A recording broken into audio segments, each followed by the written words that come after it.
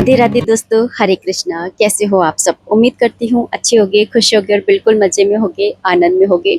सोमवार का दिन है और अभी शाम का टाइम है। शाम का नहीं, मतलब शाम होने ही वाली है।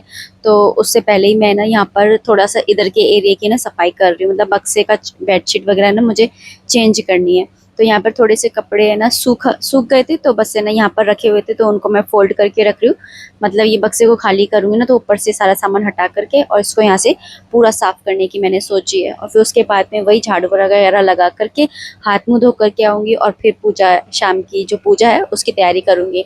तो मैं ना यहाँ पर आज है ना कुछ कमेंट्स का रिप्लाई कर लेती हूँ, क्योंकि फिर ना आप लोग है ना बड़े वो गुस्सा से हो जाते हो कि मेरे हमारे कमेंट्स का है ना रिप्लाई नहीं करा। तो सबसे पहले तो मैं इस कमेंट का रिप्लाई करना चाहूँगी कि है ना गुरुवार का जो व्रत होता है उसमें जो कथा होती है वो शाम को कर सकते हैं क्या? और व्रत में जो सूक्ष्मतम हवन किया जाता है उसमें हमें क्या भोग अर्पित करना चाहिए? अगर संभव हो तो है ना, अगर संभव हो तो सुबह ही है ना पूजा करना सबसे उत्तम माना जाता है। सुबह सुबह जो पूजा की जाती है वो सबसे उत्तम मानी जाती है, इसलिए आप सुबह सुबह ही पूजा कीजिए। लेकिन अगर किसी वजह से आप सुबह नहीं कर पाए तो आप शाम को भी है ना पूजा कर सकते हैं। लेकिन इतना सा ध्यान रखिए कि सूर्य अस्त होने से पहले श्रद्धा से पूजा आपको करनी है, तो वो पूजा भी मान्य होती है। सूर्य अस्त होने से पहले आपको पूजा इसलिए करनी है क्योंकि इस व्रत के अंदर है ना केले के पौधे की पूजा की जाती है, और शाम के बाद में ना जो पौधे वगैरह होते हैं उनके हाथ नहीं लगाया जाता है, जल अर्पित नहीं किया जाता है। तो इसलिए ना सूर्यास्त से पहले पहले आप है ना पूजा कर सकते हैं, कोई दिक्कत की बात नहीं है। दूसरा, उन्होंने क्वेश्चन किया था कि हवन में ना मतलब क्या अर्पित करना चाहिए। तो हवन में देखिए घी आप अर्पित करिए, हवन सामग्री होती है ना जो, वो अर्पित करिए।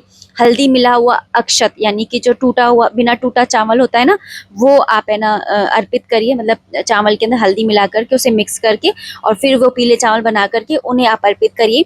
इससे ना गुरु ग्रह जो है वो प्रसन्न होते हैं। इसके साथ में जैसे पीली मिठाई होती है, जैसे बेसन के लड्डू हो गए, बूंदी हो गई, या बेसन का हलवा भी आप घर में बना सकते हो। और जो केला होता है ना उसको भी आप अर्पित कर सकते हैं, और साथ ही साथ गुड़ और चना, इन सारी चीजों का है ना आपको हवन में अर्पित करना होता है। अब अर्पित कैसे करना होता है? आपको है ना बस ओम बृहस्पति नमः स्वाहा, ओम बृहस्पति नमः स्वाहा, थोड़ी थोड़ी सी सामग्री लेकर के और इसके अंदर हवन में डालनी होती है। और इतना सा आपको ध्यान रखना है कि हवन में आपको नमक, मिर्ची या फिर कोई भी तामसिक चीजें आपको है ना बिल्कुल भी नहीं डालनी है। ठीक है, आपको एकदम समझ में आ गया होगा। अब मैं दूसरा कमेंट ले लेती हूँ, जिसमें उन्होंने पूछा है कि शिव पुराण कब और कैसे शुरू करनी है और अंतिम दिन क्या करना है। तो देखिए शिव पुराण है ना सोमवार वाले दिन से आप शुरू कीजिएगा। वैसे तो है ना आषाढ़ में ये जो चतुर्मास में आप स्टार्ट करना चाह रहे हैं तो फिर एकादशी वाले दिन से भी आप स्टार्ट कर सकते हैं। लेकिन अगर आप है ना वैसे ही कभी भी स्टार्ट करने की सोच रहे हैं तो सोमवार वाले दिन से आप शुरू कर सकते हैं। ठीक है, और इसमें क्या करना है कि आपको सबसे पहले स्नान कर लेना है। स्नान करने के बाद में स्वच्छ वस्त्र धारण कर लेने हैं, फिर उसके बाद में आपको चौकी लगानी है। ठीक है, और अगर जैसे मेरे मंदिर में हमने शिवलिंग मंदिर में रखा हुआ है और उसके बाद में वहीं पर ही हम सेवा पूजा करते हैं, तो वहीं पर ही पे भी आप कर सकते हो या फिर अलग से चौकी भी लगा सकते हो। ठीक है ना, ये आपके ऊपर डिपेंड करता है। तो जैसे अगर आप ना चौकी लगा रहे हैं तो उसके ऊपर लाल या पीले रंग का कपड़ा बिछा लीजिए।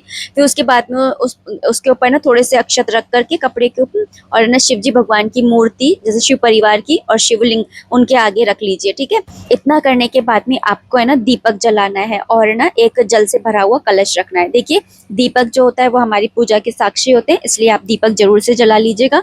और साथ ही साथ है ना जल से भरा हुआ कलश आपको जरूर रखना है। ये कलश है ना जब भी आप कोई भी पाठ करते हैं ना तो एक जल से भरा हुआ कलश आपको हमेशा रखना चाहिए, है ना। तो ये इतना आपको करना है। फिर उसके बाद में आपको है ना संकल्प लेना है। सबसे पहले पूजा स्टार्ट करने से पहले है ना आपको दीपक जलाना है, कलश भरना है और आपको संकल्प लेना है। और संकल्प में आपको क्या बोलना है कि आप है ना कितने दिन में ये पाठ है ना पूरा करने वाले हैं। ठीक है, या फिर आप कोई और भी नियम लेना चाहते हैं तो वो नियम भी आपको इसी समय पर बोलने होंगे।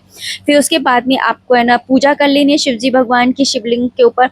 जैसे जल है, गंगा जल है, फूल है, धूप दीप है, बेलपत्र है, ये सब कुछ चढ़ा करके इनकी पूजा कर लेनी है। फिर उसके बाद में आपको शिव पुराण का पाठ है ना पूरी श्रद्धा से प्रारंभ करना है।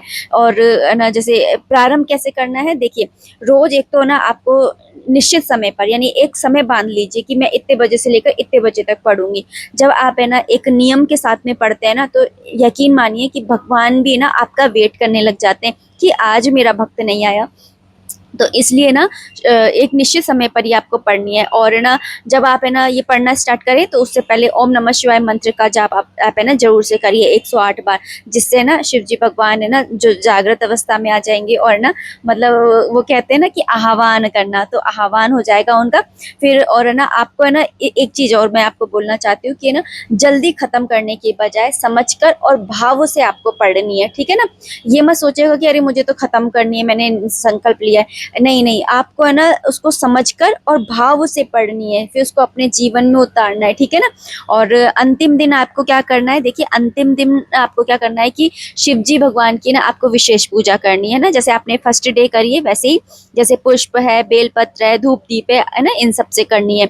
और जैसे पहले दिन आपने वो कर ली, शिव पुराण पढ़ ली, उसके बाद में आपको आरती भी करनी है जब है ना आप मतलब उठ रहे हैं उस समय पर। फिर अब मैं अंतिम दिन की आपको बता रही हूँ, अंतिम दिन भी आपको इसी तरह से मतलब जब तक शिव पुराण पढ़ेंगे तब तक आपको इसी तरह से पूजा सेवा करनी है, और अंतिम दिन भी आपको ऐसी करनी है। बस एक अलग चीज क्या करनी है कि आपको एक छोटा सा हवन करना होगा। उस हवन में आपको है ना ओम नमः शिवाय स्वाहा बोलते हुए है ना प्रसाद चढ़ाना है, जैसे आप है ना फल है, मिठाई है, इन सबको है ना आप चढ़ा सकते हैं। इसके बाद में ना जैसे आप है ना किसी ब्राह्मण को बुला करके है ना उसको है ना ब्राह्मण भोज करा सकते हो, या फिर ना गरीबों को भोजन खिला सकते हो, या फिर ना या फिर घर में ही प्रसाद बना करके और परिवार दोस्तों में आप बांट लीजिए, ठीक है ना।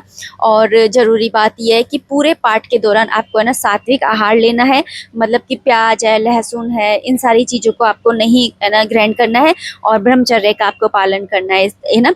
और जैसे झूठ है, गुस्सा है, पर निंदा है, इन सब चीजों से आपको दूर रहना है ना। और जैसे पीरियड्स आ रहे हैं जैसे आप के है ना, तो उस समय में आपको ना पाठ को वहीं पर ही रोक देना है, और फिर जब आप सही हो जाएंगे तो सिर धो करके और जहाँ आपने रोका था वहीं से उस पाठ को ना आपको प्रारंभ कर देना है, ठीक है ना।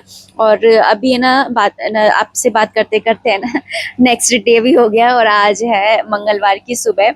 और यहाँ पर बस मैंने नहा लिया था, सुबह उठ गई थी अपने टाइम से, और अपने जो सुबह के काम होते हैं झाड़ू पोछा वगैरह है ना, सफाई वगैरह सारे मैंने कर लिए हैं, और नहा धो करके तैयार हो गई हूँ।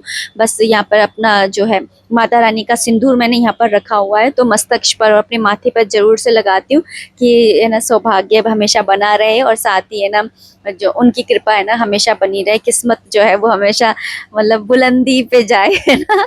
हर कोई यही चाहता है, ठीक है ना। तो यहाँ पर ना बस जा रही हूँ पूजा करने के लिए, तो बस सुबह सुबह का टाइम है, इसलिए आप सभी को सुबह सुबह की राधे राधे, हरे कृष्णा। और एक कमेंट और मैं लेना चाहूँगी, मैं यहाँ पे सुहाग की बात कर रही हूँ, तो मैं सुहाग से ही रिलेटेड एक क्वेश्चन लेना चाहती हूँ कि उनका प्रश्न था कि उनके ना जेठ नहीं है, ठीक है ना, और उनके जिठानी का सुहाग का सामान है, तो क्या वो यूज़ कर सकती हैं क्या। तो मैं आपको एक बात बताऊं, अगर एक सुहागन ने अपनी माथे पे बिंदी लगा ली, और वो बिंदी भी आप अपने माथे पर नहीं लगा सकते हैं, ठीक है। एक सुहागन भी सुहागन का सामान यूज नहीं कर सकती है ना। तो आप तो है ना ऐसी है ना औरत की बात कर रहे हैं जिनके है ना पति नहीं है, तो उनका सामान आपको है ना बिल्कुल भी यूज नहीं करना है ना, इसकी मनाही है हमारे शास्त्रों में, हमारी हमारी परंपरा हमें मना करती है कि हमें ऐसा नहीं करना चाहिए। और बात रही कि है ना जैसे उनका सामान है आपके पास में, आपने ले लिया है, तो आपको क्या करना है कि आप है ना उसे है ना पानी में विसर्जित कर दीजिए, जैसे है ना, या फिर है ना आप है ना मंदिर में जा करके है ना वहाँ पर भी है ना समर्पित करके आ सकते हैं, ठीक है, माता रानी के चरणों में है ना। और जैसे ना जो साधारण गहने होते हैं ना, जो सुहाग चिन्ह नहीं होते हैं, उनको आप यूज में ले सकते हैं। और जैसे सिंदूर हो गया, मंगलसूत्र हो गई है ना, या फिर उनकी पहनी हुई चूड़ियां हो गई, बिंदी हो गई, बिछिया हो गए, महावर हो गए, और ना उनकी लगाई हुई मेहंदी हो गई, कुमकुम हो गई, रोली हो गई, उनकी पहनी हुई यहाँ तक कि पायल भी, मतलब आजकल तो खैर कोई इतना नहीं मानता है, ले लेता है पहन लेता है पायल वगैरह, तो लेकिन देखिए ना जो ये होती है ना ये बिछिए, ये नहीं पहनने चाहिए, नथ है ना, ये सारी चीजें नहीं पहननी चाहिए, इनको शेयर भी नहीं करना चाहिए और रीयूज भी नहीं करना चाहिए। हमारी परंपरा, हमारे शास्त्र जो है वो इसके लिए मनाही करते हैं। तो आज है दिन मंगलवार का, और हर्षित को स्कूल भी जाना है, तो यहाँ पर बस मैंने ना भिंडी निकाल ली थी लंच बॉक्स के लिए, और उनको धो दिया है, और उनका ऊपर नीचे का जो वो होता है ना डंडे होते हैं उनके, डंठल, वो मैंने हटा दिए। और बस है ना मैं जब तक वो निचोड़ेगी इतनी देर में मैं ना यहाँ पर ना भगवान जी के मंदिर के पट खोलने के लिए आ गई थी, और बस यहाँ पे ढोक लगाया, क्षमा याचना की, उसके बाद में कृष्ण को उठा दिया था और उनका सुबह की सेवा है ना, उनको जल आदि पिलाती हूँ तो वो मैंने पिलाया। उसके बाद में ना ये मंदिर की सफाई करी, यहाँ से पोछा वगैरह लगाया। तो इस तरीके से ना मतलब सुबह का जो रूटीन रहता है पूजा पाठ का वो मैंने सारा किया है। और मेरे पास में ना सावन के सोमवार से रिलेटेड बहुत सारे क्वेश्चन आ रहे हैं, जैसे कि सावन के सोमवार के व्रत के नियम क्या क्या हैं, व्रत में क्या खाएं, है ना। और जैसे मतलब जैसे शिवलिंग पे जो जल अर्पित कर दिया या सामग्री अर्पित कर दी उसका क्या करें, ऐसे बहुत सारे क्वेश्चंस आ रहे हैं। तो मैं इसके अगली वाला जो वीडियो होगा ना उसके अंदर मैं सारी चीज़ें ना एकदम मतलब वो वीडियो मैं ऐसे ही बना दूंगी, जैसे मैंने इससे पहले वाला वीडियो बनाया था ना चातुर्मास का, ऐसे ही मैं ना ये वाला वीडियो बना दूंगी। तो लेकिन आज मेरे को है ना कमेंट्स लेना ज़्यादा ज़रूरी था, क्योंकि आप लोगों के कमेंट्स है ना इकट्ठे हो जाते हैं ना तो मेरे ऊपर भी बर्डन हो जाता है और आप लोगों को भी बुरा लगता है कि है ना मैंने आप लोगों के ना प्रश्नों का जवाब नहीं दिया। तो भाई मैं ना सबके सवाल जो हैं वो मैं नोट करती रहती हूँ एक डायरी के अंदर कि किसका क्या प्रश्न आया था, और किसी का रह जाता है तो फिर मैं भूल जाती हूँ, तो आप दोबारा से कर दिया कीजिए, क्योंकि खो जाता है ना। वैसे तो मैं स्क्रीनशॉट लेकर के ना रख लेती हूँ साइड में, लेकिन फिर भी कई बार ना खो जाता है या लिख नहीं पाती हूँ तो फिर खो जाता है। तो यहाँ से बस पोछा वगैरह लगाया और कपड़े मैं पहले ही डाल करके आई थी, क्योंकि मौसम है ना आज बारिश का सा हो रहा है। तो मुझे ऐसा लग रहा था कहीं ना बारिश आ जाए, तो मैं सोच रही थी हवा चल रही है तो कपड़े कम से कम निचुड़ तो जाए अंदर, नहीं तो है ना रिश्ते रहेंगे। मशीन है लेकिन है ना मैं सोचती हूँ कि काई के लिए चलाए तो है ना बस मैंने डाल दिए थे कि जब तक है ना निचुड़ जाएंगे फिर मैं अंदर डाल लूंगी। और यहाँ पे बस है ना भोलेनाथ को स्नान आदि कराया है, माता रानी के दरबार की सेवा पूजा करी है। आज है ना अष्टमी भी है, तो बस यहाँ पर ना थोड़ी मतलब गुप्त नवरात्र है तो मैं कुछ ज़्यादा नहीं बोलूँगी। और फिर उसके बाद में ना यहाँ पर आई और यहाँ पर मैंने ना भिंडी को कट कर लिया था और छोक दिया था। और छोकने के बाद में आटा लगाने के बाद में मैं आरती सेवा जो है वो करके आई थी, नेला धुला करके अपने ठाकुर जी को बिठाई आई थी। और उसके बाद में यहाँ पे सब्जी वगैरह छोकने आ गई थी। उसके बाद में मैंने यहाँ पर आरती करी है, कथा करी है। और उसके बाद में आप हमारे ठाकुर जी के, हमारे कृष्ण के दर्शन कर लीजिए। आज क्योंकि मंगलवार है इसलिए मंगलवार वाले दिन मैं लाल रंग के कपड़े उनको पहनाती हूँ, तो वही मैंने उनको पहनाए हैं। और बस दर्शन कर लीजिए उनके और उनसे आशीर्वाद ले लीजिए भर भर के। तो यहाँ पर ना देखिए अभी 6:30 ही हुए हैं और ना आरती पूजा सेवा हो गई है। और यहाँ पर ना मैं आपको दिखा रही थी कि भिंडी भी बन गई है, आटा भी लग गया है। बस मैं ना हर्षित के लिए लंच बॉक्स रेडी कर लूँगी। सो मेरे पास में एक कमेंट और आया था कि आपने आज कोई कहानी नहीं सुनाई, तो आज मैं आपको कहानी सुनाती हूँ है ना शिव जी भगवान की और कनप्पा नाम के एक भक्त की। तो है ना शिव पुराण में ना ये वाली कथा आती है। तो है ना ये कहा जाता है कि वो एक शिकारी थे है ना और जंगल में रहते थे। और उनको है ना शास्त्रों का, वेदों का कोई ज्ञान नहीं था और पूजा पद्धति भी वो नहीं जानते थे, लेकिन उनके हृदय में है ना एक प्रेम था शिव जी भगवान के लिए। तो उनका अनूठा प्रेम कैसा था वो कि वो जंगल में है ना एक स्थान पर उन्होंने भगवान शिव की है ना शिवलिंग की स्थापना की और वहाँ पर पूजा करते थे। और पूजा कैसे करते थे, वो वेद मंत्र तो जानते नहीं थे, इसलिए अपने मुंह में पानी भरकर लाते और उसी से शिवलिंग का अभिषेक करते थे। और पूजा में भी मांस का है ना भोग अर्पित करते थे, जिससे है ना पहले खुद चखते थे, मतलब वो भी झूठा मांस, वो भी झूठा है ना चख करके और फिर उसको चढ़ाया करते थे। तो इससे ना जो पुजारी होते ना वो बड़े क्रोधित होते थे कि इस एक शिकारी इस प्रकार से अशुद्ध तरीके से है ना भगवान की पूजा कर रहा है। लेकिन भगवान शिव अपने उस भोले और सच्चे भक्त इस प्रेम के ना वशीभूत थे। तो है ना परीक्षा की घड़ी आई, भक्तन की है ना परीक्षा लेने और दुनिया को ना उनकी अनूठी भक्ति दिखाने के लिए ना भगवान शिव ने एक लीला रची। एक दिन उस शिवलिंग की एक आंख से अचानक से ना खून और आंसू बहने लगे। ये देखकर ना वो शिकारी का दिल बैठ गया। उन्होंने जड़ी बूटियों और पत्तों से उसका इलाज करने की पूरी कोशिश की, लेकिन खून बहना बंद नहीं हुआ। तभी है ना वो शिकारी को एक उपाय सूझा। उन्होंने बिना एक पल गवाए अपने तीर से अपनी एक आंख निकाली और उसे शिवलिंग की बहती हुई आंख की जगह पर रख दिया।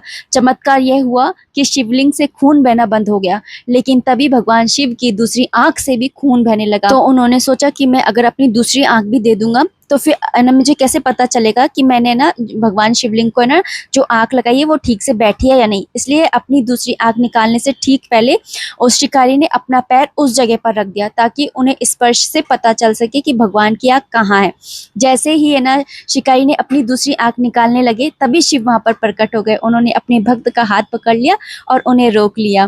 भगवान शिव अपने भक्त के इस सर्वस्व त्याग और निस्वार्थ प्रेम को देखकर अत्यंत भावुक हो गए। उन्होंने शिकारी की दोनों आंखें वापस लौटा दी और उन्हें अपनी दिव्य ज्योति प्रदान की। कहा जाता है कि अपनी दृष्टि और अपने नेत्र समर्पित करने के इस अडियल और दृढ़ प्रेम के कारण उनका नाम जो है कनप्पा पड़ा और इसी नाम से है ना भक्त कनप्पा। और भगवान शिव की इस कथा को है ना हमें ना ये सिखाती है कि भगवान को भारी दिखावे, मंत्रों या बड़े अनुष्ठानों की नहीं, बल्कि सच्चे प्रेम, समर्पण और निष्कलंक भाव की आवश्यकता होती है। तो बस आप भी है ना इसी तरह से है ना निस्वार्थ प्रेम है ना भगवान के साथ में कीजिए। अब इसका मतलब ये नहीं है कि आप है ना मांस है और ये सारी चीजें है ना वो चढ़ाता था तो आप भी चढ़ाने लग जाए, नहीं। हमें तो है ना, हमने तो वेद पढ़े हैं, हमें तो ज्ञान है ना। उनको ज्ञान नहीं था, लेकिन है ना उनकी भक्ति सच्ची थी। हमें ज्ञान भी है, हमारी भक्ति, मैं ये नहीं कह रही कि हमारी भक्ति सच्ची नहीं है, हमारी भी भक्ति सच्ची है, लेकिन है ना हमें ज्ञान भी है कि हमें ऐसी चीजें नहीं करनी है। लेकिन अपनी भाव जो है वो है ना हमें बहुत शुद्ध रखने हैं। आज मैंने अपनी ड्रेसिंग को भी साफ कर ही लिया है और मैं आपको दिखाई थी कि नील मैं ना अंदर रखती हूँ, क्योंकि बच्चे है ना बाथरूम में फैला देते हैं तो अंदर मुझे रखनी पड़ती है। हर्षित की वाइट ड्रेस धोती हूँ ना तो तब काम आती है। तो चलिए दोस्तों, इस वीडियो को मैं इतना ही रखना चाहूंगी। उम्मीद करती हूँ वीडियो पसंद आई होगी। अगर आई है तो प्लीज लाइक कर दीजिएगा। कोई भी कमेंट है, कोई भी सजेशन है, आप कमेंट बॉक्स के थ्रू मुझे कर सकते हैं। मिलते हैं नेक्स्ट वीडियो में, तब तक के लिए राधे राधे, हरे कृष्णा।